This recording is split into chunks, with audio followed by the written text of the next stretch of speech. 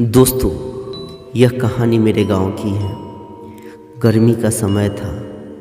मैं, मेरी माँ, मेरे भाई और मेरे चाचा चाची सब लोग गर्मी के दिनों में छत पे सोया करते थे। मुझे आज भी वो दिन याद है। वो अमावस्या की रात कैसे चुड़ैल छत पे घूम रही थी। मेरी माँ ने कैसे उसे भगाया। आज भी मुझे उस काली रात याद करके मेरी रोंगटे खड़े हो जाते हैं। दोस्तों, यह कहानी है 2008 की, जब मेरे सारे परिवार छत पे सो रहे थे। रात के 1 बजे करीब मुझे बाथरूम महसूस हुआ। सीढ़ी से नीचे उतरने लगा, तभी मैंने देखा कि कोई रेलिंग पे बैठकर अपने बाल को संवार रहा है। मैंने पलट कर देखा तो मेरी पैर की ज़मीन खिसकने लगी। मैं डरते डरते अपने माँ के पास पहुँचा। माँ को धीरे से जगाया और उससे बताया। माँ समझ गई कि वो और कोई नहीं, वो अमरूद की पेड़ की चुड़ैल है। माँ धीरे से नीचे आई और एक बड़ा सा छड़ में कपड़े बांधकर उस पर मिट्टी की तेल डाल दी और आग लगाकर मेरे साथ बोली कि चलो।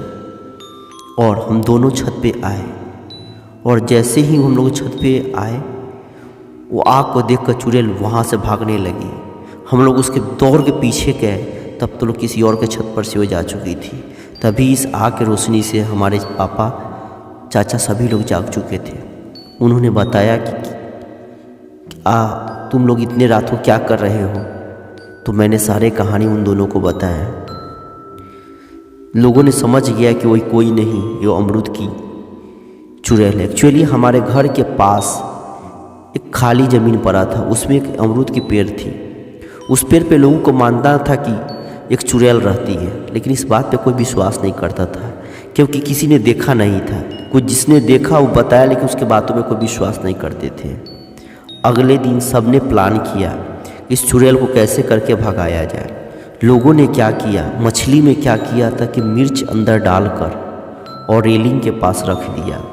हुआ कहानी कि हम लोग इंतज़ार करने लगे कि चुड़ैल फिर से वो आए और मछली खाए। रात के करीब 2 बज रहा था कि चुड़ैल फिर से आती है। आज उसके लिए बहुत अच्छा दिन था, क्योंकि उसके खाने के लिए मछली मिली। वो जैसे ही मछली खा रही थी, तभी अचानक चाचा ने उसके पीछे से जलता हुआ कोयला उसके शरीर पे फेंक दिया, जो पहले से उनका प्लान था, जो किसी को पता नहीं था। कोयले के आग से वो जलते हुए चुड़ैल वहाँ से भाग गई और चिल्लाने लगी। उसके बाद किसी ने उस चुड़ैल को छत पे क्या, उस अमरूद के पेड़ के पास भी नहीं देखा।